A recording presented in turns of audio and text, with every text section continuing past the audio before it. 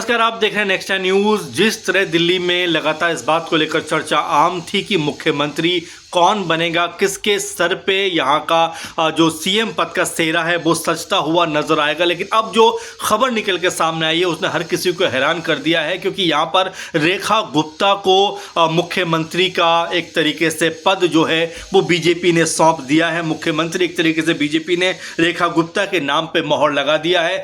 रेखा गुप्ता की अगर बात की जाए, उनके करियर पर अगर नज़र डाली जाए तो 1994 में वो दौलत राम कॉलेज की छात्र संघ सेक्रेटरी रही हैं। इसके अलावा 96 में दिल्ली विश्वविद्यालय छात्र संघ की अध्यक्ष वो रही हैं। अगर इसके अलावा बात की जाए 2004 से 2006 के बीच में तो भाजपा युवा मोर्चा की राष्ट्रीय सचिव वो रही हैं। 2007 से 9 तक महिला कल्याण एवं बाल विकास समिति की एमसीडी की अध्यक्ष वो रही हैं। वहीं 2009 की बात की जाए तो दिल्ली भाजपा की महिला मोर्चा की महासचिव रेखा गुप्ता रह चुकी हैं। इसके अलावा आप देखिए 2010 में रेखा गुप्ता ने भाजपा की राष्ट्रीय कार्यकारिणी की सदस्य वो बनी। 2007 से 12 तक उत्तरी पीतमपुरा वार्ड 54 से 2 बार निर्वाचित वो पार्षद के रूप में काम करती रहीं।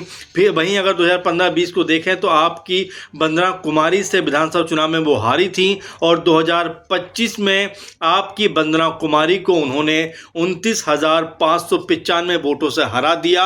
और यहाँ पर जो सीएम पद का एक तरीके से दावेदारी थी इसीलिए मजबूत थी, क्योंकि जिस तरह से उन्होंने विभिन्न पदों पर काम किया है, जिस तरह से तमाम पदों पर रहकर बीजेपी को उन्होंने मजबूत किया है, उसका इनाम, उसका फल यहाँ पर उनको मिलता हुआ दिखाई पड़ा है। भाजपा ने जिस तरह से ये वायदा किया था कि पार्टी में, और जिस तरह 33% आरक्षण की बात कही थी, महिलाओं को आगे बढ़ाने की बात कही, तो दिल्ली में उसका एक बड़ा नमूना यहाँ पर देखने को मिला, क्योंकि रेखा गुप्ता को लेकर कोई ये मान नहीं रहा था कि उनको मुख्यमंत्री बनाया जाएगा। लेकिन अब काफ़ी हद तक ये स्पष्ट हो गया है और मोहर लग गई है कि रेखा गुप्ता को ही एक तरीके से दिल्ली चलाने का मौका मिलेगा, यानी दिल्ली की मुख्यमंत्री वो बनती हुई नजर आएंगी। अपने आप में ये बड़ा घटनाक्रम है जो बीजेपी में फिलहाल एक कह सकते हैं नई तरह की शुरुआत करेगा, क्योंकि इससे पहले दिल्ली में सुषमा स्वराज बीजेपी की तरफ से महिला मुख्यमंत्री रही थी। अब यहाँ पर जब बीजेपी को दूसरी बार सत्ता में आने का मौका मिला है तो उन्होंने एक बार फिर से सत्ता को एक महिला यानी रेखा गुप्ता के हाथों में सौंप दिया है।